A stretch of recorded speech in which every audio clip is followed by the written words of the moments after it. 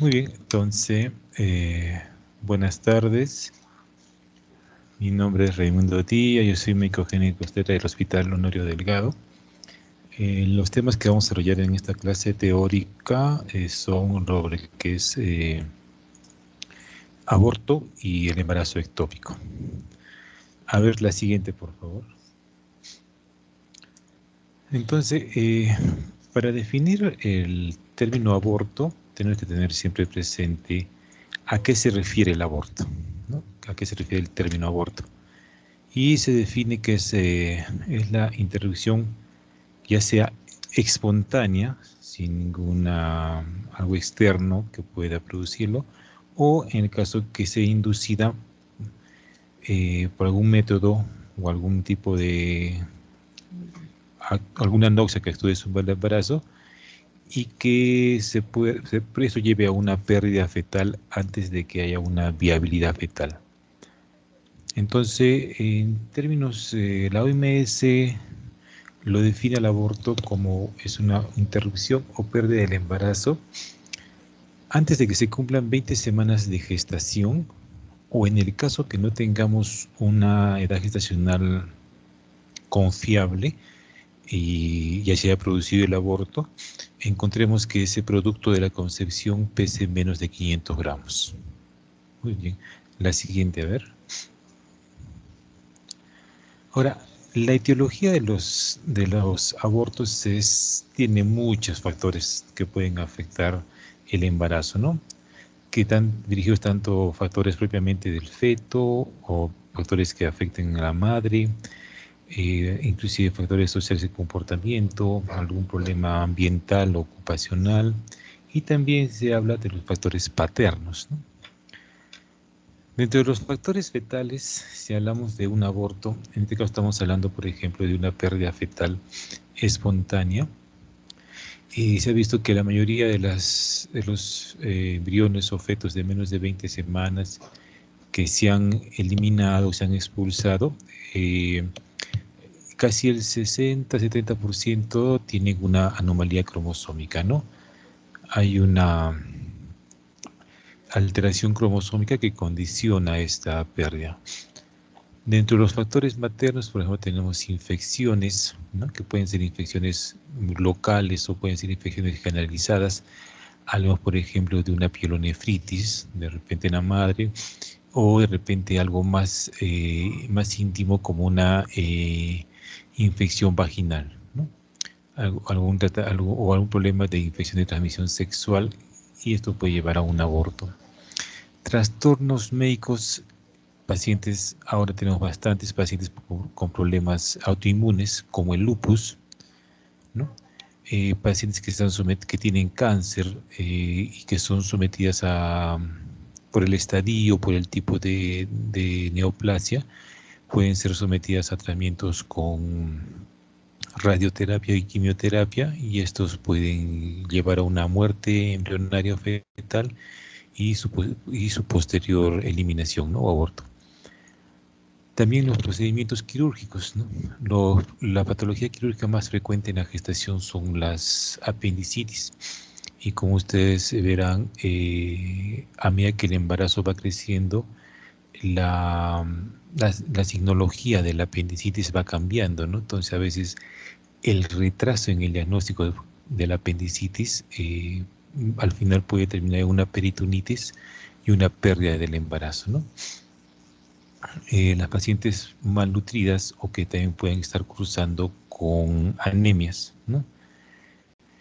Factores sociales y de comportamiento. Actualmente las mujeres tienden a hacer más actividades físicas que antes, factores sociales, mayor consumo de bebidas alcohólicas o mayor consumo de tabaco, y también a nivel ocupacional o ambiental, ¿no? A veces en trabajos donde se desenvuelven, donde hay contaminación de repente por algún tipo de metales. Y el último es el factor paterno, ¿no? Que está dado obviamente a mayor edad. Antes se decía, ¿no? Que la espermatogénesis era algo que no se afectaba con la edad del paciente, Pero últimamente los estudios sugieren que a mayor edad puede haber mayor alteración a nivel de los espermatozoides también. Muy bien, la siguiente. Ahora, nosotros tenemos que saber, el aborto en general es un término que abarca varios tipos, se podría decir, varios tipos de abortos, ¿no? Entonces, a veces queremos hablar, por ejemplo, no como un aborto, sino hablamos en general como una pérdida temprana del embarazo, ¿no? Entonces, es un embarazo intrauterino que es no viable, con un jago gestacional vacío o sin embrión o feto, o de repente tiene embrión o feto, pero sin actividad cardíaca. Entonces, esto es un embarazo que ya se perdió de manera temprana. Ahora, este embarazo puede llevar a un aborto espontáneo, ¿no? Entonces, dentro de los términos, por ejemplo, de aborto espontáneo, por ejemplo, si hablamos de una amenaza de aborto, es cuando hay sangrado, dolor, metrorragia, pero el embarazo no ha sido eliminado, ¿no? Si hablamos de un aborto inevitable, es un aborto que ya ha habido pérdida de líquido. Entonces, no hablamos de RPM o de ruptura prematura de membranas antes de las 20 semanas, ¿no? Solo hablamos de pérdida de líquido. Entonces, cuando el embarazo ha perdido líquido, se convierte en un aborto inevitable, ¿no? O sea, no se va a poder hacer nada con este embarazo.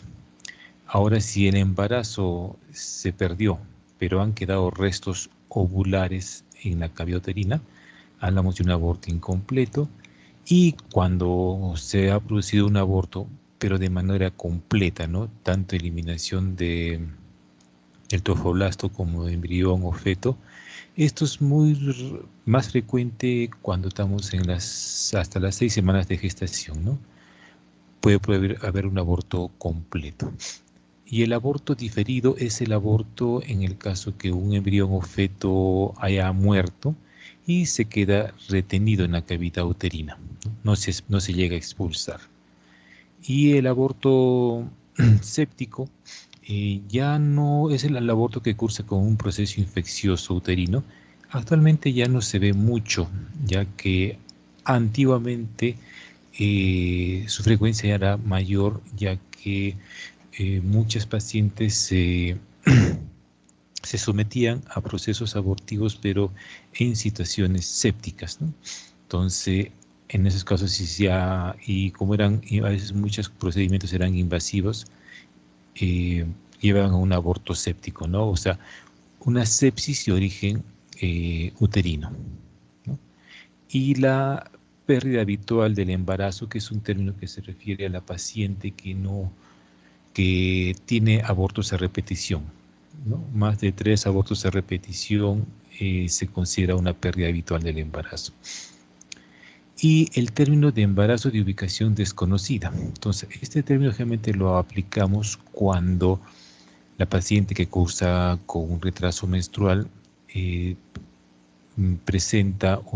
hace un examen de embarazo y este sale positivo, pero ecográficamente al hacer el estudio no encontramos el embarazo, que puede ser, no se encuentra ni dentro del útero ni fuera de este, ¿no? Entonces, tenemos la certeza de que en algún sitio hay trofoblasto que está produciendo la hormona HCG, pero ecográficamente no lo logramos ubicar dentro del útero. Entonces, este se llama el embarazo de ubicación desconocida.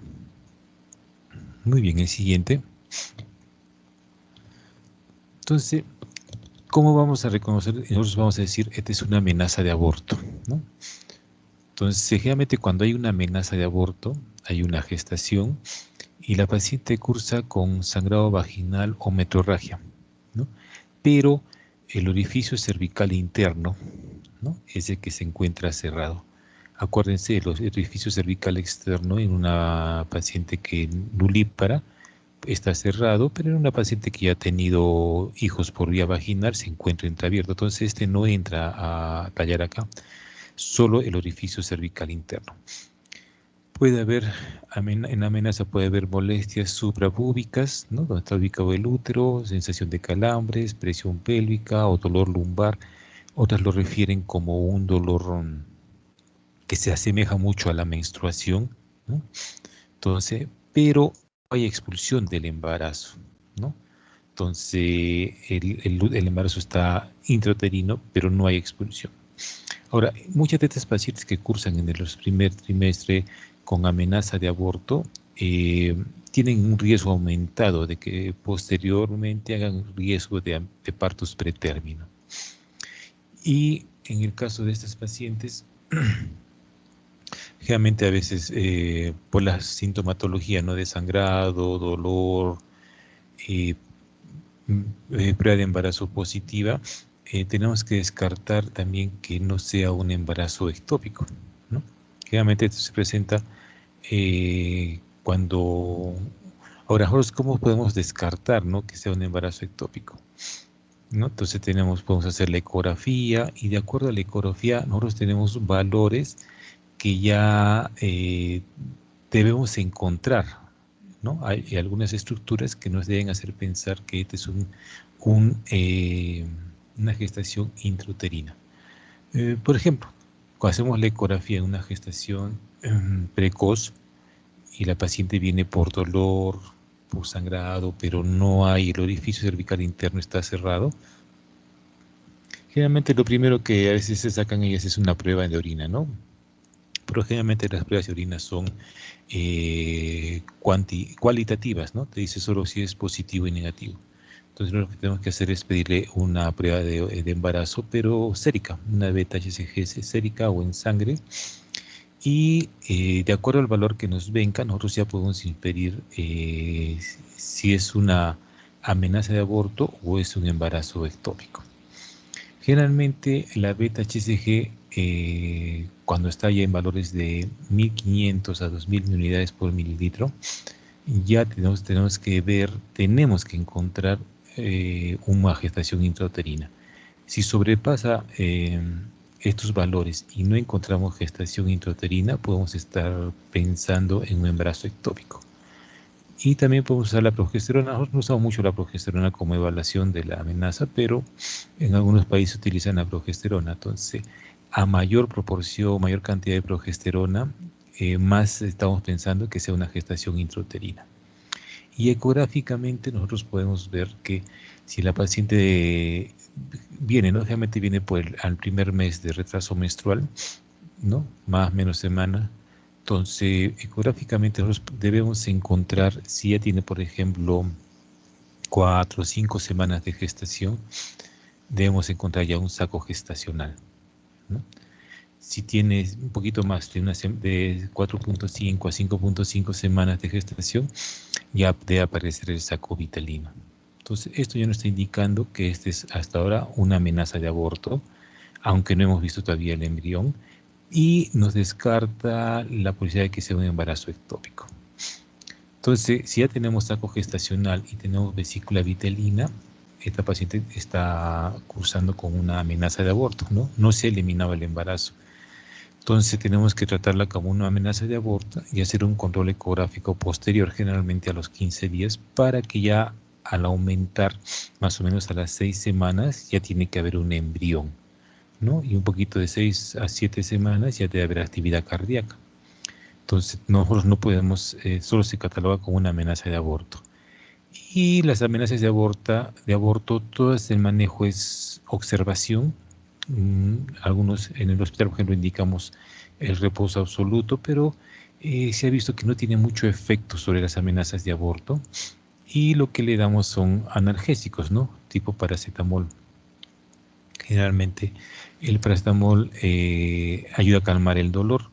Entonces lo que queremos es inhibir los cólicos menstruales hasta que aparezca un embrión, ¿no? Generalmente 1 o 2 semanas después. Entonces, mientras que no haya expulsión del saco gestacional del embarazo, se cataloga como una amenaza de aborto. A ver la siguiente. Y si hablamos de un aborto incompleto, ahí sí es diferente, ¿no? Un aborto incompleto quiere decir que ha habido expulsión del embarazo, pero han quedado restos trofoblásticos dentro del útero. Entonces, generalmente la paciente cursa con sangrados o metrorragias de mayor intensidad, ¿no? El dolor es más intenso y cuando hacemos la evaluación clínica encontramos el orificio cervical interno abierto, ¿no? Y en algunas ocasiones encontramos restos trofoblásticos en el canal vaginal. Entonces esto ya lo cataloga como un aborto incompleto, ¿no? Ya se expulsó el embarazo. Lo único que tenemos que hacer en este caso es eliminar toda la cantidad de restos para que no haya una sobreinfección.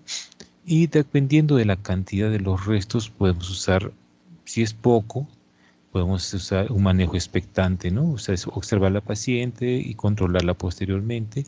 O si no, en el peor de los casos, podemos usar misoprostol, ¿no? El misoprostol es lo que nos va a permitir es que el misoprostol es un análogo de la prostaglandina E1 y por lo tanto es una sustancia proinflamatoria. A nivel, cuando le damos a la paciente misoprostol, generalmente lo damos por vía endovaginal, puede ser por vía oral, por vía endorrectal, por vía sublingual. Lo que va a producir son contracciones uterinas, va a producir una maduración del cuello que se abra y la posterior eliminación de esos escasos restos. Ahora, si es que no ha funcionado el manejo médico o en el caso que hubiera mucha cantidad de restos en el útero, la paciente pasa a un curetaje o legrado uterina, ¿no? El cual se hace bajo anestesia y a través del canal cervical se introducen las curetas o legras y con ellas extraemos los restos que hayan quedado. A ver la siguiente. Y el aborto completo, ¿no? Hay una expulsión total del embarazo, como les mencioné, generalmente esto ocurre antes de las 6 semanas. Ahí podemos pensar, si no encontramos restos y la paciente de repente cuenta con una ecografía donde había un saco gestacional y ahora no encontramos restos, encontramos un endometrio muy delgado, podemos pensar que ha sido un aborto completo, ¿no? Y vemos laboratorialmente, podemos también, a veces, porque hay la duda, ¿no? ¿Es un aborto completo o es una gestación de ubicación indeterminada?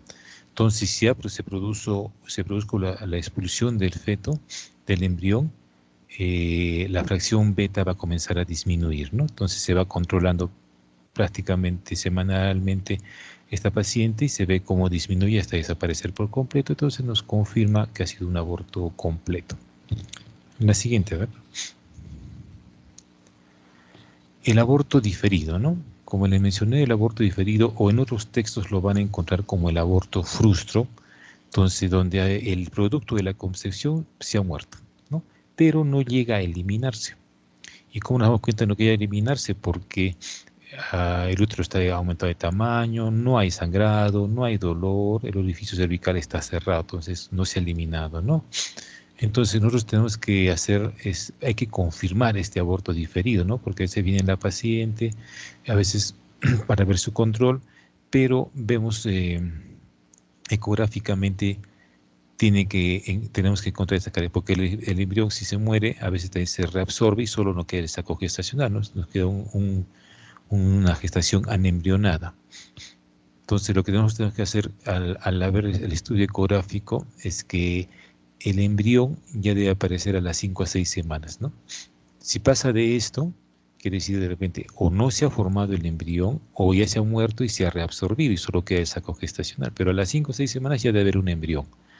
Ahora, si la paciente viene un poco más grande, ¿no? De 6 a 6.5 semanas, ya hay actividad cardíaca, ¿no? Tiene que haber actividad cardíaca. Si vemos que tienes más de 6.5 semanas, un embrión, y no hay actividad cardíaca, entonces este embrioncito ya se ha muerto, ¿no? O también podemos encontrar un saco gestacional sin embrión, ¿no? Y generalmente cuando un saco gestacional mide mayor a 25 milímetros y no encontramos embrión, es un aborto diferido, ¿no? O sea, no se formó, se murió y se reabsorbió. Ahora también podemos buscar el CRL, ¿no? Por ejemplo, una longitud cráneo-rabadilla que tiene mayor a 7 milímetros y no hay actividad cardíaca, entonces ya se considera como un aborto diferido, ¿no? El manejo en estos casos, como ven ustedes, no hay dolor, no hay sangrado, entonces En algunos textos mencionan sobre el manejo expectante, o sea, observar y esperar a que se elimine, pero casi el 98% de estos manejos expectantes llevan a un fracaso, ¿no? Entonces no podemos esperar tanto tiempo a eliminar porque hay un riesgo, ¿no? O sea, si hay un aborto diferido, más todavía cuando hay un embrión muerto, comienzan a liberarse a la circulación sanguínea tromboplastinas placentarias. Entonces la tromboplastina actúa, es como la tromboplastina sérica, ¿no? Entonces es un procoagulante y puede llevar a la paciente a un CID, ¿no? Una coagulación intravascular diseminada. Entonces, realmente el tratamiento manejo expectante no es muy utilizado, ¿no? ¿Y cómo hacemos ahora si vemos que hay una gestación que se ha muerto o no ha aparecido embrión, ¿no? O se ha muerto y no tiene actividad cardíaca? Entonces, ¿cómo hacemos la eliminación en este caso? ¿No? Primero tenemos que buscar, lo que hacemos es producir un aborto, ¿no? Se habla de lo que es un aborto terapéutico. Entonces, generalmente lo hacemos con el misoprostol, ¿no? Como ya les mencioné, el misoprostol es un análogo a la prostaglandina E1, y el misoprostol nos ayuda a que haya el orificio cervical interno se entreabra, hay una maduración cervical, estimula contracciones o cólicos menstruales o contracciones uterinas, y de esa manera elimina el embarazo, ¿no? Entonces, una vez que ya se elimina el embarazo, acuérdense, si se elimina el embarazo va a quedar restos, ¿no? Entonces ya de un aborto diferido pasó a convertirse en un aborto incompleto.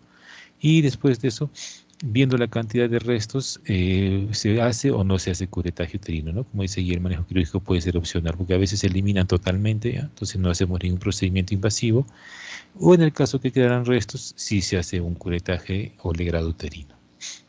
La siguiente. Ahora, el aborto inevitable, ¿no?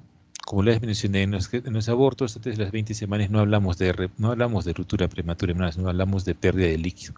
Entonces, ¿cuándo llamamos de aborto inevitable? Cuando ha habido una pérdida de líquido del saco gestacional, ¿no?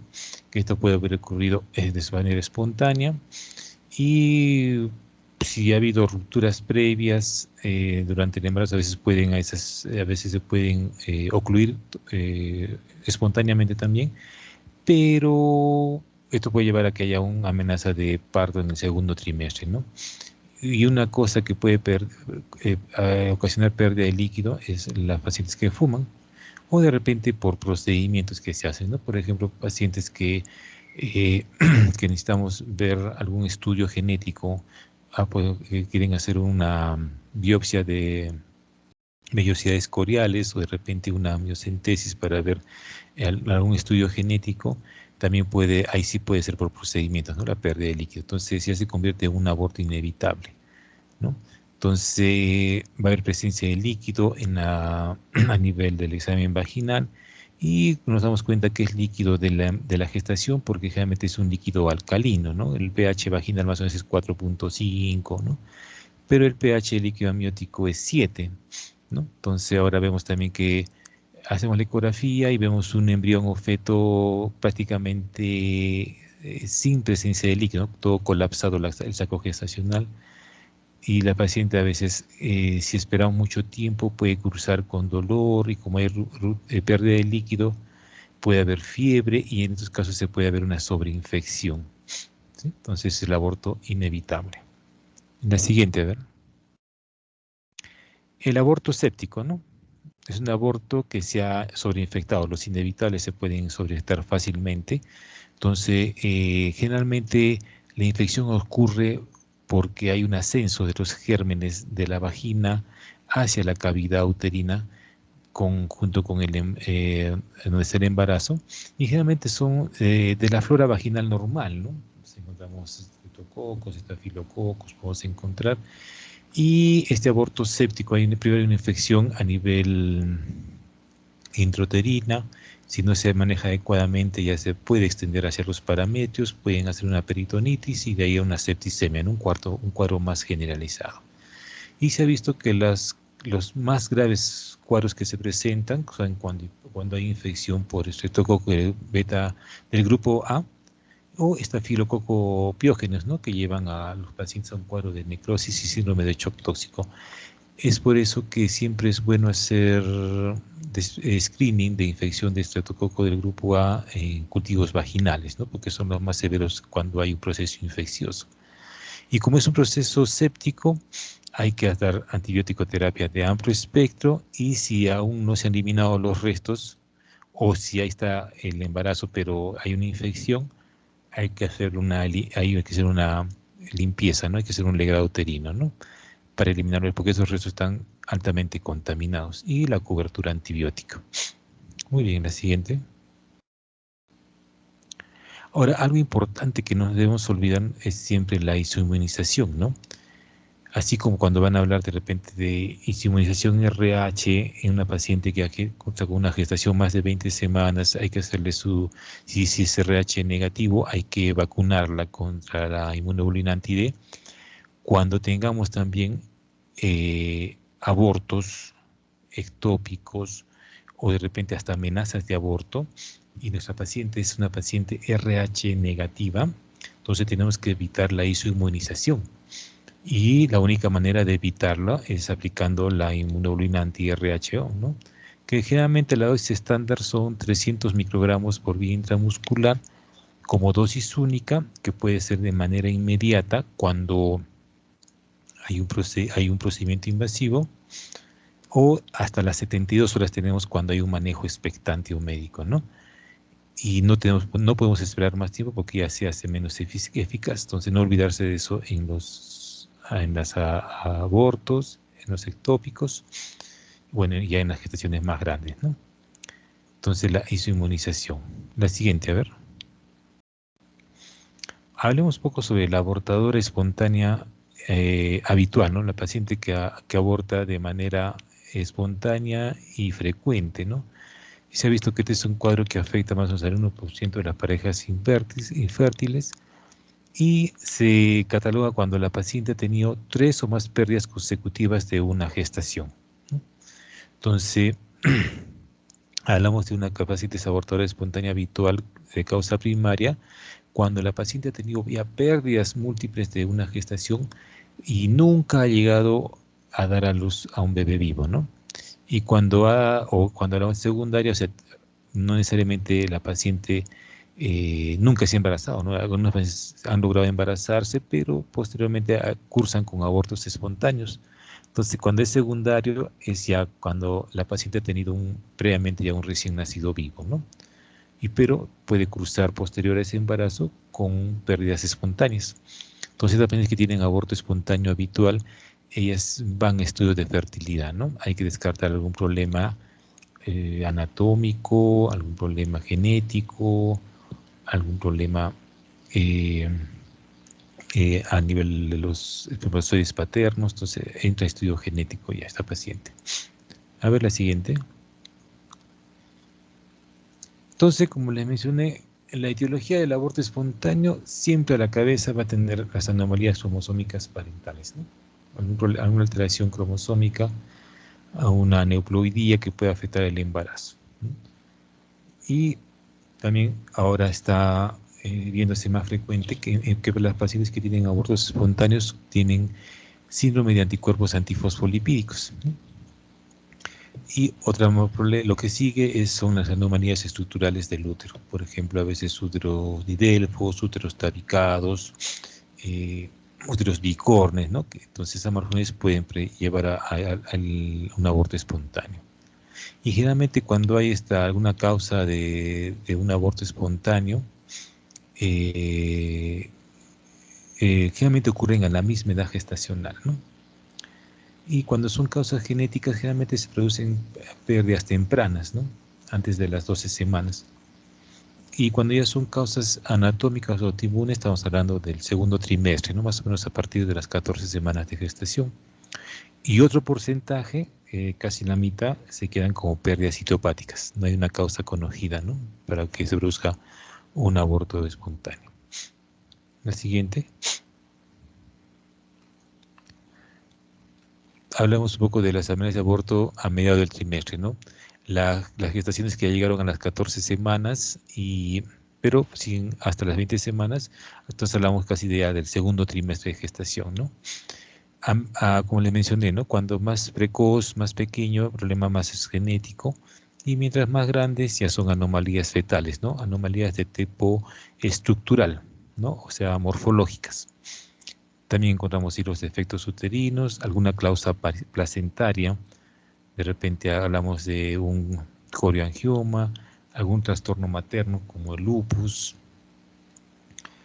y ahora está aumentando los abortos inducidos, ¿no? Ya que ahora está en otros, bueno, en otros países, ya que en Perú ya se está dando, que muchos pacientes que se embarazan están entrando al programa de detección prenatal de aneuploidías, ¿no? Cromosómicas y defectos estructurales. Entonces, si ecográficamente, laboratorialmente encuentran que tiene algún riesgo de hacer, por ejemplo, lo más frecuente, una trisomía 21, bueno, la paciente generalmente no va a querer tener un hijo con trisomía 21, entonces son sometidas a abortos inducidos, ¿no?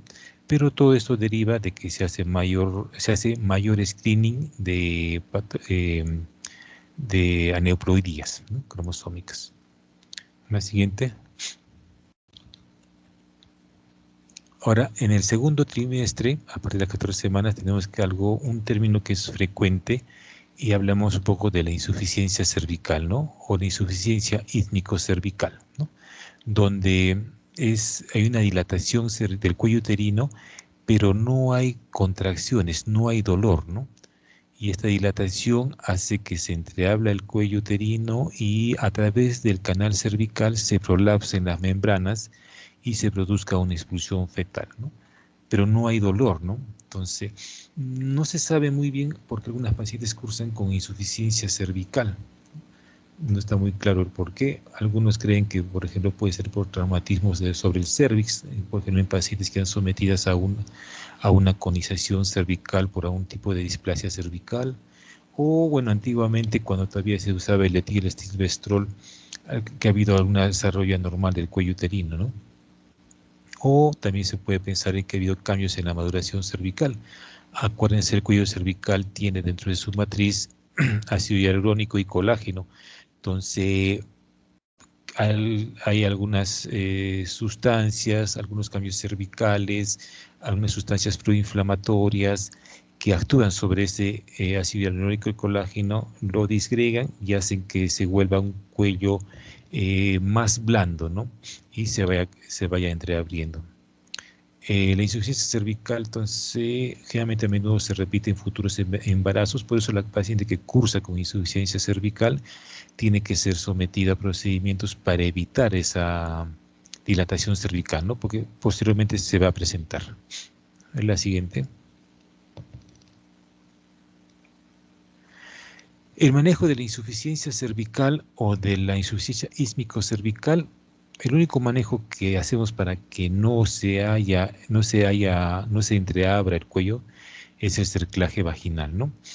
Y este generalmente lo hacemos, como esto se presenta a partir de las más o menos 14 semanas de gestación en el segundo trimestre, entonces no podemos esperar a que se produzca la dilatación, sino hay que hacerlo profilácticamente, ¿no? Generalmente entre las 12 y 14 semanas. Pero previamente, antes de hacer un cerclaje, tenemos que estar seguros de que este embarazo es un embarazo normal, ¿no?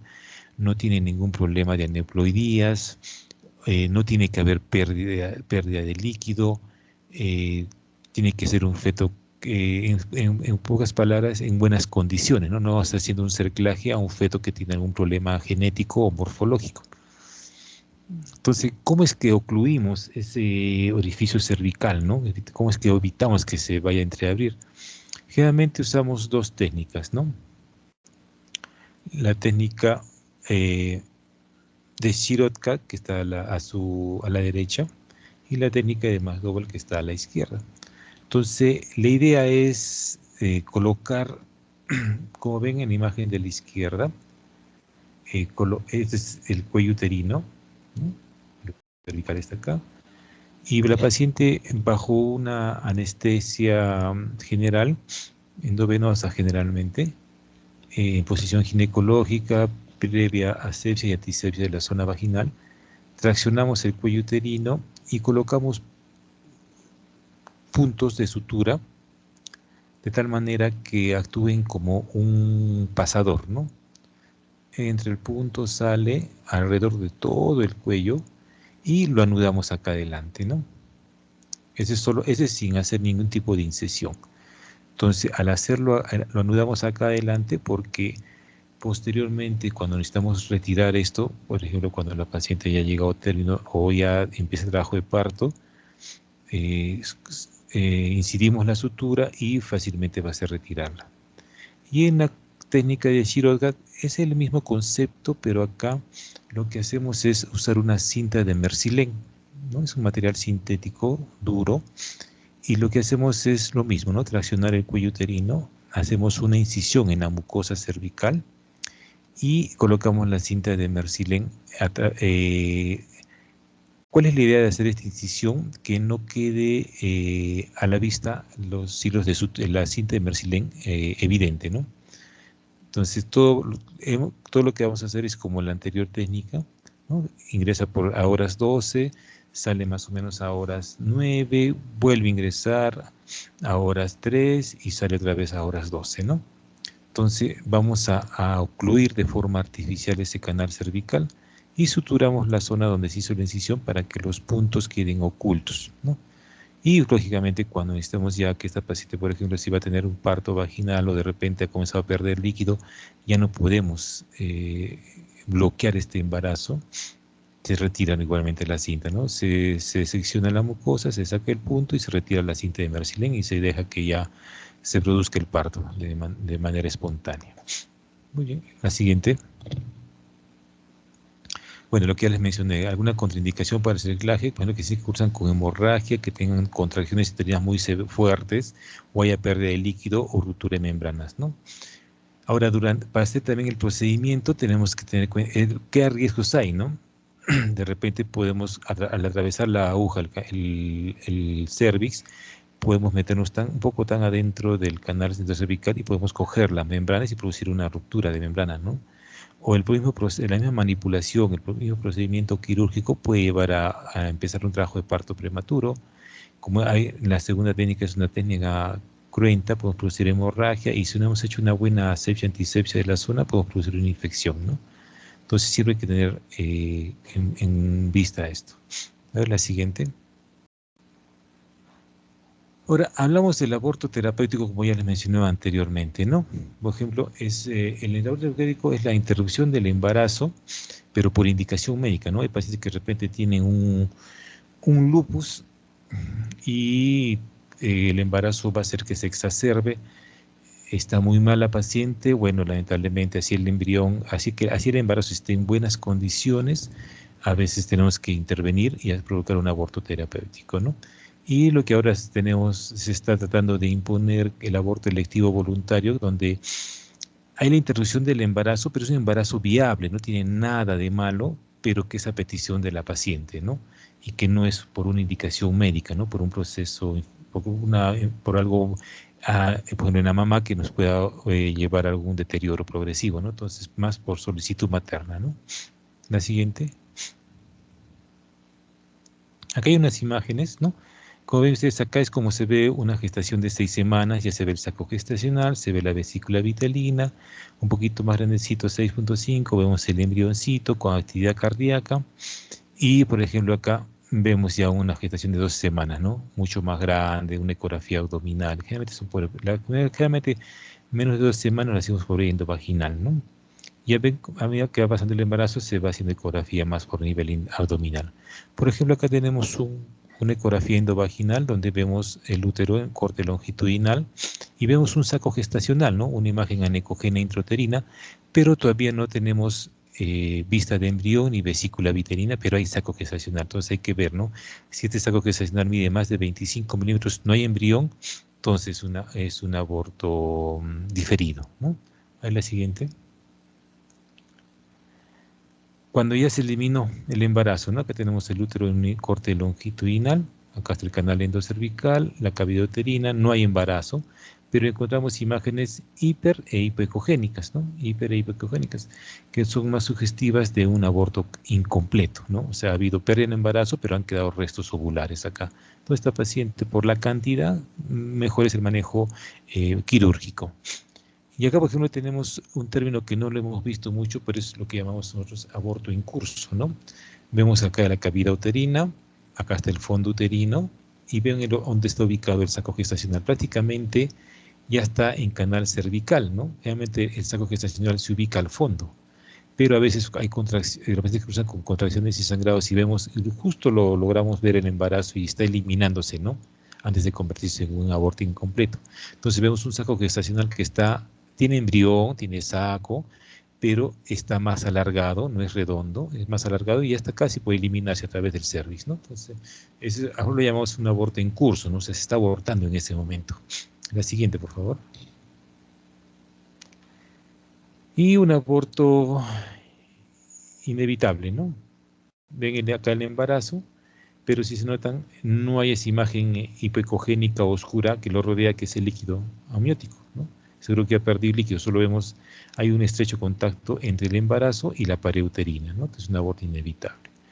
Y bueno, acá dice como un huevo, aborto diferido, huevo muerto retenido, ¿no? Se ve un saco gestacional, se ve un embrión, pero por el tamaño del embrión no vemos actividad cardíaca, ¿no? A ver la siguiente. Muy bien, pues ahora vamos a hablar sobre qué es embarazo ectópico. Entonces, el embarazo ectópico es la implantación del blastocisto fuera de la cavidad uterina, en cualquier otro sitio, pero menos en la cavidad. Y acá estamos hablando también de que puede estar ubicado en el cuello, puede estar ubicado en la cicatriz de una cesárea previa que está en el segmento, no está en cavidad uterina. Entonces, y el lugar de mayor frecuencia, si hablamos en lo que es ectópicos, con mayor frecuencia se presenta en la trompa de falopio, casi 95%. Dentro de la trompa de falopio, los más frecuentes se presentan a nivel de la ampolla, más o menos el 70%, ¿no? Pero no deja de poder estar en cualquier otro segmento de la ampolla, ¿no? Y el restante lo encontramos en ovario, en peritoneo, en cuello uterino, o ahí está lo que como hay más incidencias cesáreas, que se ha ubicado en una cicatriz de una cesárea previa. Y por último tenemos el embarazo heterotópico, ¿no? Es muy raro, pero sí hemos visto donde hay un embarazo tanto intrauterino y extrauterino, o sea, hay ambos tipos de embarazo. La siguiente, a ver.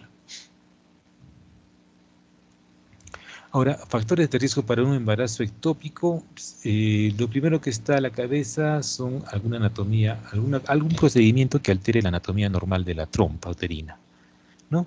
Por ejemplo, cirugías previas, pacientes que han tenido de repente un embarazo ectópico tubario previo, aumenten 5 veces que vuelve a presentar el embarazo ectópico en la otra trompa, pacientes que han tenido recanalización tubaria, o sea, algo que altere la trompa, ¿no?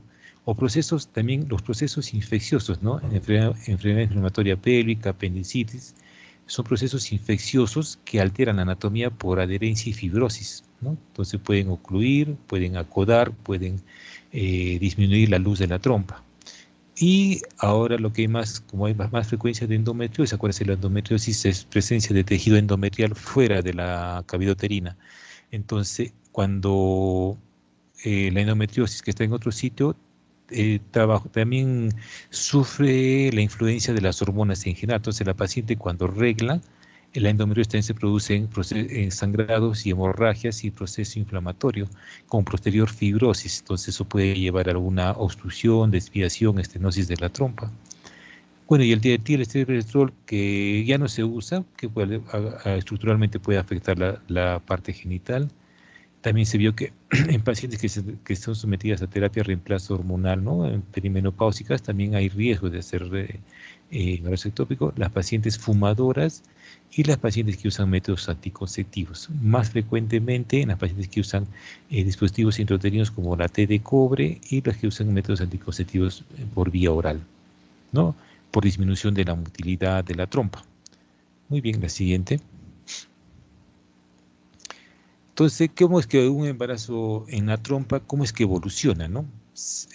La trompa, acuérdense, no tiene capa submucosa. Entonces, el blastocito que se va a ubicar ahí, fácilmente va a llegar, la invasión trofoblástica fácilmente va a llegar hasta la capa miometrial. Entonces, al llegar a la capa miometrial, va a invadir la capa miometrial, va a llegar a la serosa y va a producir una rotura tubaria, ¿no? La mayoría cursan con rotura tubaria, ¿no? Con hemorragia, con hemoperitoneo. En otros casos puede haber un aborto tubario, ¿no? Está ubicado en la trompa y por movimientos de las trompas, como que lo elimina a través de la fimbria, ¿no? Entonces hay un aborto tubario, pero esto no queda porque a veces, como han quedado algunas cantidades de tejido trofoblástico intraluminal, eso puede producir un sangrado que no es tan abrupto como la rotura tubaria, pero es como que va goteando poco a poco y va convirtiéndose en un hemoperitoneo más grande, ¿no? Y en algunos casos muy raros puede haber que este embarazo tubario, ese ectópico, se resuelva, ¿no? Se reabsorbe al final, ¿no? Pero la mayoría terminan en rotura y segundo, en aborto tubario. La siguiente. Entonces, ¿cómo es que viene la paciente y pensamos que tenga un embarazo ectópico? A ver, acuérdense, la paciente generalmente viene por retraso menstrual, ¿no? Entonces hay que ver, o es una amenaza de aborto o es un embarazo ectópico, ¿no? Si se vienen precozmente, ¿no? Entonces siempre les van a manifestar que hay una menstruación retrasada, ¿no? Un retraso en la menstruación. Hay un dolor en el hipogastrio, ¿no? Pero en el embarazo ectópico el dolor no es como el cólico menstrual como ocurre en las amenazas, ¿no? O los abortos incompletos, es un dolor diferente, a veces como un peso, como una punzada, así, ¿no? Sangrado transvaginal, las amenazas, pero acá la diferencia es que generalmente el sangrado transvaginal de los ectópicos es un grado escaso, rojo oscuro, a diferencia de las amenazas que es un poco más rutilante, más rojo vivo, ¿no? Cuando evaluamos la paciente bimanualmente, hacemos la evaluación bimanual, entonces movemos un poco el cuello uterino y presenta dolor a la movilización cervical, ¿no? Ahora, si hay hemoperitoneo, ya podemos encontrar que a través del examen vaginal, el fondo de saco vaginal posterior, ¿no? Donde está ubicado el fondo de saco de Douglas, si hay hemoperitoneo, es un sarlo que está un poco abombado o está abultado, ¿no? Encontramos un útero agrandado, pero no correlacionado como a una gestación normal, ¿no? Y generalmente esto es porque, a pesar de que es un ectópico, hay hormonas. Entonces esas hormonas son las que estimulan el útero, a pesar de que no es una gestación intrauterina, ¿no? En los casos más severos, cuando encontramos más o menos 400 a 700 mililitros de sangre en un ectópico que ha tenido una rotura tubaria, o de repente ha sido un aborto que ha estado crónicamente perdiendo sangre a través de la fimbria, puede llegar a acumularse sangre en peritoneo, ¿no? Un peritoneo, y esto produce una irritación diafragmática, ¿no?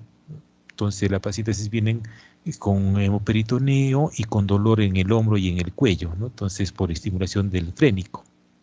Y lógicamente, ¿no? Si tienen un hemoperitoneo, va a haber alteración de las funciones vitales, la anemia por la hemorragia, puede haber leucocitosis porque no necesariamente es un proceso infeccioso, pero sí es un proceso que estimula las células blancas, ¿no? Y a veces también vienen porque han eliminado alguna estructura que se llama quiste decidual. Acuérdense que el ectópico igualmente produce hormonas, entonces hay estimulación del endometrio que se convierte a decidua, pero nunca llega el blastocisto, ¿no? Pero hay estimulación decidual, entonces a veces vienen eliminando un quiste decidual, es una estructura, pero no es similar al tejido trofoblástico, ¿no? Es muy, muy diferente, es un poco más denso, más blanco, entonces no es que sean restos, sino que es un quiste decidual, ¿no? Lo que elimina a la paciente que tiene un ectópico. La siguiente. Entonces, ¿qué exámenes hacemos, no? Ya, bueno, clínicamente ya podemos inferir que es un ectópico, ¿no? Ahora, para ayudarnos a veces cuando nosotros tenemos un ectópico o estamos en duda, hacemos la ecografía, ¿no? Entonces, nuestra ecografía, como ya les mencioné, ¿no? Si la HCG es mayor a 1500, ya debe haber un saco gestacional intrauterino. Si sobrepasa este valor y no hay saco gestacional, ya, entonces estamos atentos porque te puede ser un ectópico, ¿no? Y vemos que la beta-HCG generalmente, si encontramos una beta-HCG positiva, pero no tenemos una imagen intrauterina o extrauterina de un ectópico, estamos pensando que es de repente un embarazo de localización indeterminada, entonces hacemos controles de beta-HCG, ¿no? Lo que normalmente debe ir aumentando más o menos en 48 horas, casi el 53% va aumentando de la beta-HCG, pero al ser un ectópico no aumenta igual a esto, ¿no? Es menos, ¿no? y también podemos medir la progesterona sérica. Si es un embarazo normal, tiene que ser mayor a 25. Si es un ectópico, generalmente es menor de 5 nanogramos por litro, pero no se queda ahí. Acuérdense que, por ejemplo, los abortos diferidos donde ya el trofoblasto ha comenzado a morirse, ya no produce tanta progesterona tampoco, entonces, igual que el cuerpo lúteo, ¿no? Entonces no hay valores normales, ¿no? Son menos. Y cuando hacemos la ecografía transvaginal, como ya les mencioné anteriormente, ¿no? Tenemos que encontrar a las 4 o 5 semanas de amenorrea, tenemos que encontrar un saco gestacional. A las 5 o 6 semanas, una vesícula vitelina, ¿no? Un embrión con actividad cardíaca a las 5 o 6 semanas, ¿no? Si no encontramos esto en ecografía, no, acá hay un ectópico, porque tiene dolor, sangrado, tiene prueba de embarazo positiva. Entonces, si no, estamos viendo que sea un embarazo, pero si no encontramos estos hallazgos ecográficos, no, este es un ectópico. Ahora podemos ir un poco más allá, ¿no? Podemos hacer y encontrar una masa anexial, ¿no? Podemos encontrar la trompa dilatada con el embrión adentro, o de repente ya una rotura tubaria, pero con coágulos, con un plastrón, ¿no? Porque las vísceras intestinales van a bloquear ese sangrado. Y en casos más severos, si encontramos hemoperitoneo, ¿no? En ecografía transvaginal, si hay presencia de líquido en el fondo del saco de Douglas, a partir de 50 mililitros ya podemos encontrar líquido, ¿no? Si hay 50 mililitros, decimos hay líquido libre. Entonces podemos encontrar hemoperitoneo. Si no hay saco gestacional, vesícula, embrión, a nivel intrauterino, vemos una reacción decidual, ¿no? Entonces, generalmente la reacción decidual es cómo es que se convierte el endometrio a deciduo, ¿no? Entonces, generalmente en una gestación normal es mayor a 8 milímetros, ¿no? Entonces, es gruesa, hipericogénica, decimos es una gestación incipiente, ¿no? O sea, pero si vemos que es más delgada, más hipoecogénica, no puede ser un ectópico, ¿no? Y en algunos casos encontramos un pseudosaco, sabemos una ecografía endovaginal donde vemos una imagen anecogénica que nos puede hacer pensar que es un saco gestacional, ¿no? Pero generalmente esto no tiene una buena reacción decidual, no es una imagen totalmente redonda, es un poco alargada, ¿no? Entonces es un saco falso, se puede decir, ¿no? Que se ha producido por acumulación de líquido o de sangrado, ¿no? De repente ha comenzado a desprenderse la decidua, porque ya no hay flujo hormonal, de repente porque ya se rompió el ectópico, y se forma un saco falso, ¿no? La siguiente. El tratamiento del ectópico, generalmente tenemos tratamiento médico y quirúrgico, ¿no? Generalmente el tratamiento médico lo hacemos en pacientes que tengan, por ejemplo, los pacientes que no tienen hijos, ¿no? Entonces hay que preservar la trompa, hay que ver su fertilidad, y también tenemos, por ejemplo, que la fracción beta-HCG es baja, ¿no? Es poca, es un ectópico pequeño de pocas semanas, y lo importante es que no hay actividad cardíaca, si en el caso que encontráramos embrión, ¿no? No se encuentra a veces muy frecuentemente, pero si encontráramos embrión, este tiene que estar muerto. Entonces, si cumple estos criterios, sí podemos darle metrotexate, ¿no? Y el metrotexate, acuérdense, se usa como antineoplásico también, es un inhibidor de la folato reductasa. Entonces, inhibe la conversión de la hidrofolato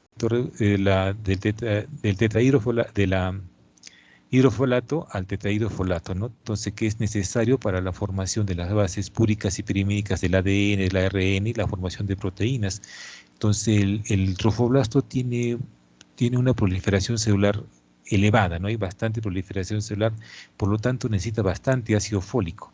Entonces, el metrotexate utiliza la formación del tetrahidrofolato, que es el ácido fólico. Entonces, si no hay tetrahidrofolato, va a quedar ahí.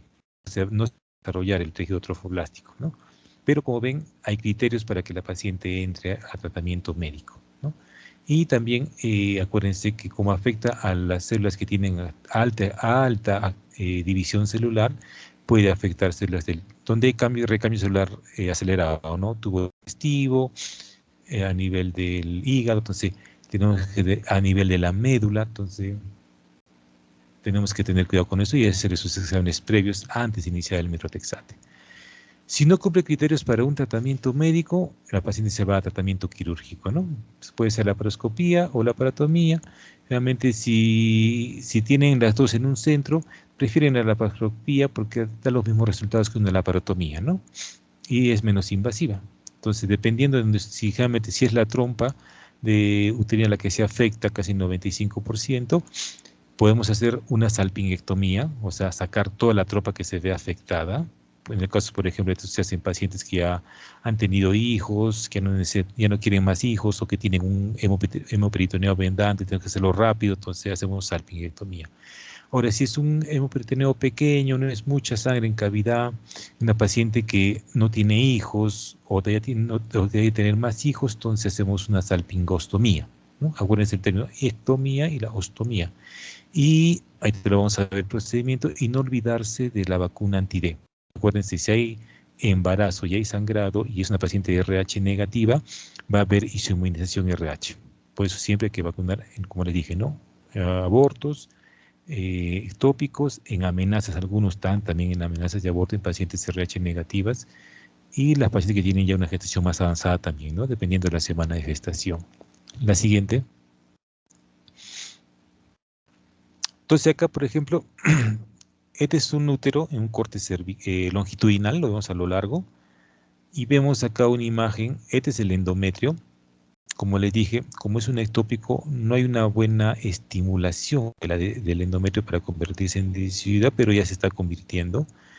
Y vemos acá un pseudosaco, ¿no? Como le mencioné, no es una imagen redondita como un saco gestacional, es un poco alargada y no tiene una doble imagen, ¿no? Porque cuando hay un embarazo normal hay una doble imagen, una doble corona. Entonces vemos la desidualización y vemos la parte externa, que son dos imágenes. Por ejemplo, acá tenemos una imagen de un ectópico, ¿no? Acá vemos el ovario, lo reconocemos que es el ovario porque tiene los folículos, y vemos acá el ectópico, ¿no? Ustedes ven acá, esto de acá es todo lo que es el trofoblasto. Acá tenemos el saco gestacional, la vesícula vitelina, ¿no? Entonces, y acá está el embrión. Entonces, uno de los pocos ectópicos donde se ve embrión, ¿no? Realmente la mayoría no tienen embrión. La siguiente. Acá tenemos, por ejemplo, igualito. Acá está el útero en longitudinal, el ovario con sus folículos, el fondo de saco de Douglas, que está libre ahorita, no se ha roto todavía, y la masa anexial, ¿no? Entonces ven un trofoblasto con su saco gestacional. Y cuando le ponemos el Doppler a esa imagen, podemos encontrar vascularización, ¿no? Que esta está dada por la proliferación del trofoblasto, ¿no? Entonces hay tanta proliferación trofoblástica que hay mayor flujo sanguíneo y se produce, hay una imagen, lo que dicen en anillo de fuego, ¿no? Que nos habla de que es un ectópico. La siguiente. Acá igualito, ¿no? Vemos el útero, pero lo que llama acá es la atención, es que este es el fondo de saco de Douglas, que generalmente debe estar ocluido, pero acá hay contenido en el fondo de saco de Douglas, ¿no? Entonces hay líquido libre en cavidad. Y también lo encontramos acá en el espacio prevesical, ¿no? Entonces debe haber buena cantidad de líquido. Entonces, y ven ustedes el útero, no hay saco gestacional, ¿no? Debe ser una paciente que tiene prueba de embarazo positiva. Ahí vemos el saco, y si le examinamos el grupo orbiendo vaginal, acá está la vagina, porque acá está el transductor, va a haber un abombamiento del fondo del saco vaginal posterior, ¿no? Y dolorosa la movilización cervical por la sangre, que es muy irritante para el peritoneo. Entonces, esto hacemos con ecografía, pero antiguamente, cuando todavía no teníamos mucho la ecografía, hacíamos el procedimiento que se llama la cultocentesis, ¿no?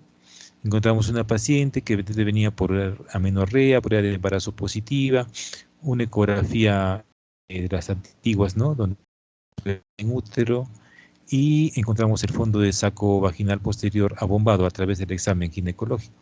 Entonces teníamos que confirmar, ¿este abombamiento es por presencia de sangre, es por presencia de opus o solo es líquido no peritoneal? Entonces hacíamos lo que se llama cultocentesis, ¿no? La cultocentesis era hacer una asepsia antisepsia de la zona, colocar un espéculo, ubicar el fondo de saco vaginal posterior, y a través de con una jeringa, con una aguja 18, con presión negativa, introducíamos en el fondo de saco, o sea, llegábamos a este punto y aspiramos, ¿no? Aspiramos. Entonces, si salía sangre y esta sangre a veces no coagulaba, este es un ectópico, ¿no? Ya sumado a la parte clínica, es un ectópico. O sea, hay sangre que es por ectópico, ¿no? Esa es la cultocentesis. La siguiente.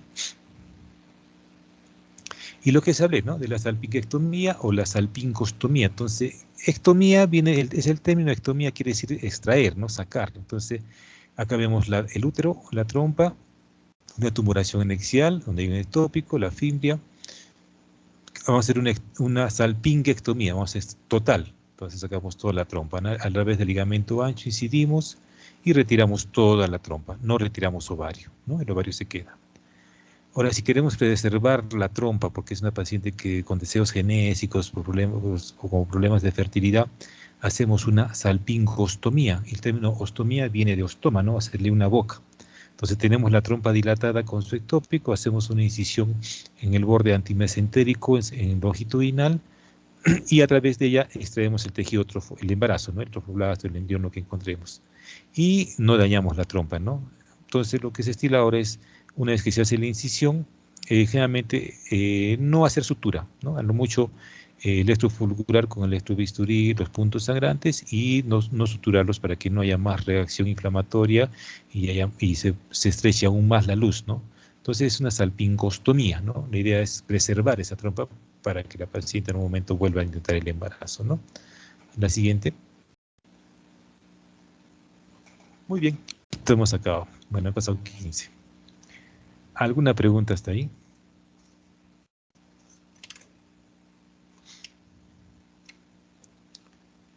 Doctor, sí, una pregunta. Adelante, En el sangrado que se presenta en el embarazo ectópico, ¿cuánto en cantidad hay de sangrado en este embarazo? ¿En externo o interno? Externo. El embarazo ectópico generalmente el sangrado es escaso. A veces viene como un manchado nada más. Pero lo que llama la atención es que es un rojo oscuro.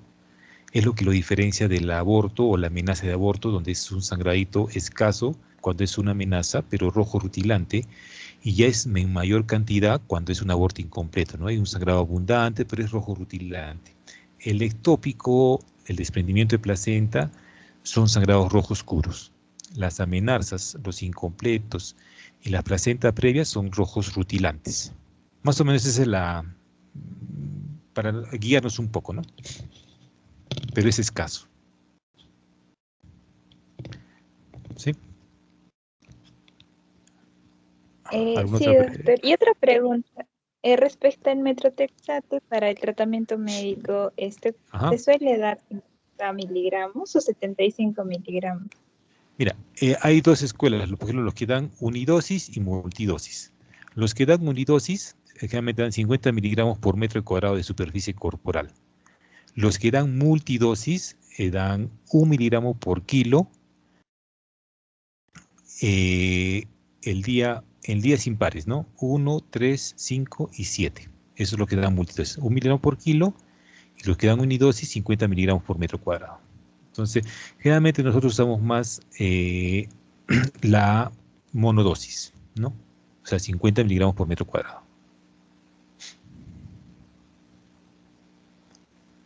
¿Sí?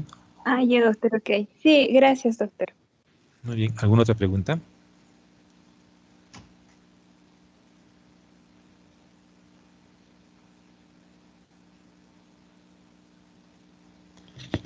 Bueno, creo que ha quedado claro, ¿no?